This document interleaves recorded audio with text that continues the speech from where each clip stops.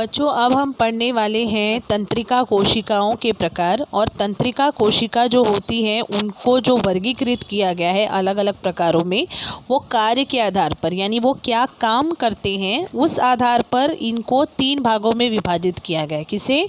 तंत्रिका कोशिकाओं को, जिसे हम इंग्लिश में न्यूरॉन्स भी कहते हैं। और अब ये जो तंत्रिका कोशिकाओं के प्रकार हैं, ये उनके कार्य के आधार पर उनका वर्गीकरण 3 भागों में किया जाता है। एक है संवेदी तंत्रिका कोशिकाएं, दूसरा है प्रेरक तंत्रिका कोशिकाएं और तीसरा प्रकार है सहयोगी तंत्रिका कोशिकाएं। ठीक है। अब संवेदी तंत्रिका कोशिका क्या करती है? जो भी हम ज्ञानेंद्रियों के द्वारा जो भी महसूस करते हैं और उनके द्वारा जो आवेग निर्मित होते हैं, उन आवेगों को मस्तिष्क और मेरुरज्जु तक संचरित करना, यानी वहाँ तक पहुँचाना, ये कार्य कौन करता है? संवेदी तंत्रिका कोशिका। तो संवेदी तंत्रिका कोशिका जो है ये क्या कार्य करती है बच्चों? ज्ञानेंद्रियों के द्वारा जो भी आवेग निर्मित होते हैं, उन आवेगों को मस्तिष्क और मेरुरज्जु तक पहुँचाने का कार्य करती हैं। दूसरा प्रकार है प्रेरक तंत्रिका कोशिकाएं, यानी कि मोटर न्यूरॉन्स। तो मोटर न्यूरॉन्स क्या करते हैं? मस्तिष्क और मेरुरज्जु के पास जो आवेग पहुँचे हुए होते हैं, ज्ञानेंद्रियों के आवेग जो होते हैं, वो मस्तिष्क मेरुरज्जु तक पहुँचाता है संवेदी तंत्रिका कोशिका। प्रेरक तंत्रिका कोशिका जो है वही आवेगों को आगे लेकर जाता है पेशियों के पास और अलग अलग जो ग्रंथियां मौजूद होती हैं शरीर में, उनके पास। और लास्ट में आता है थर्ड टाइप, वो है सहयोगी तंत्रिका कोशिका।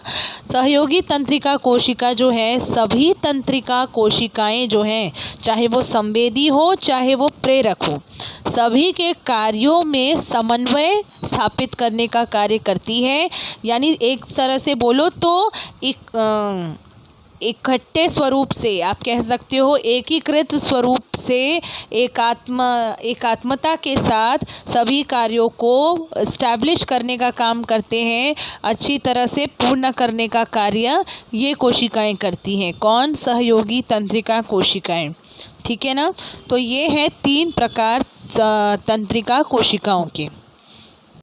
अब बच्चों हम देखेंगे मानवीय तंत्रिका तंत्र, यानी कि ह्यूमन नर्वस सिस्टम जो है उसको अंदर कैसे वर्गीकृत किया गया है, मतलब कैसे विभाजन किया जाता है। विभाजन क्यों किया जाता है बच्चों? विभाजन इसलिए किया जाता है ताकि हम उनके अलग अलग जो गुणधर्म हैं उनका अध्ययन अच्छी तरह से कर सकें। इसीलिए हम उनको बाँट कर पढ़ेंगे। बाँट कर विभाजन कर पढ़ने से क्या होता है? आसानी होती है समझने में। इसीलिए सबसे पहले देखिए 3 तरह से विभाजित किया गया है। एक पहला पोर्शन जो है तंत्रिका तंत्र का, वो है मध्यवर्ती तंत्रिका तंत्र, सेंट्रल नर्वस सिस्टम। ठीक है। ये हम विस्तार से पढ़ने वाले हैं आगे चलकर कि क्या होता है। फिर दूसरा है परिधीय तंत्रिका तंत्र। मध्यवर्ती तंत्रिका तंत्र जो होता है वो सेंटर जो पोर्शन है नर्वस सिस्टम का वो है। और परिधीय बच्चों क्या होता है? परिधीय जो पेरिफेरल, मतलब साइड में परिधि जिस तरह से वृत्त की परिधि किसे बोलते हैं ये आपको पता है। वृत्त की परिधि जो होती है, जो वृत्त की बाउंड्री होती है, वो परिधि, उससे हम परिधि कैलकुलेट करते हैं। उसी तरह से ये जो तंत्रिका तंत्र का आउटर बाउंड्री जो होती है वो परिधीय तंत्रिका तंत्र कहलाती है। इसके बाद थर्ड जो है वो स्वयं निर्देशक तंत्रिका तंत्र है, ऑटोनॉमिक नर्वस सिस्टम। ठीक है। इन सभी तंत्रिका तंत्र के जो अलग अलग भाग हैं, अलग अलग मध्यवर्ती, परिधीय और स्वयं निर्देशक, सभी के बारे में पढ़ेंगे। पर सबसे पहले हम केंद्रीय तंत्रिका तंत्र के बारे में पढ़ने वाले हैं, यानी कि central nervous system. Central nervous system की एक स्पेशलिटी क्या है कि ये मस्तिष्क और मेरुरज्जु इन दोनों से मिलकर बना हुआ होता है। देखिए आपको पिक्चर में दिख रहा होगा, ये देखिए ये मस्तिष्क है, जो कि ये तीनों जो है ये मस्तिष्क के अलग अलग पार्ट्स है, यानी कि प्रमस्तिष्क हो गया, अनुमस्तिष्क और एक है मस्तिष्क पुच्छ। ये सारे के सारे मस्तिष्क के भाग हैं। और मेरुरज्जु, ये देखिए यहाँ पर मेरुरज्जु पीछे की ओर होता है आपके हेड में। तो ये मेरुरज्जु इन सब से मिलकर बनता है सेंट्रल नर्वस सिस्टम, यानी कि केंद्रीय तंत्रिका तंत्र।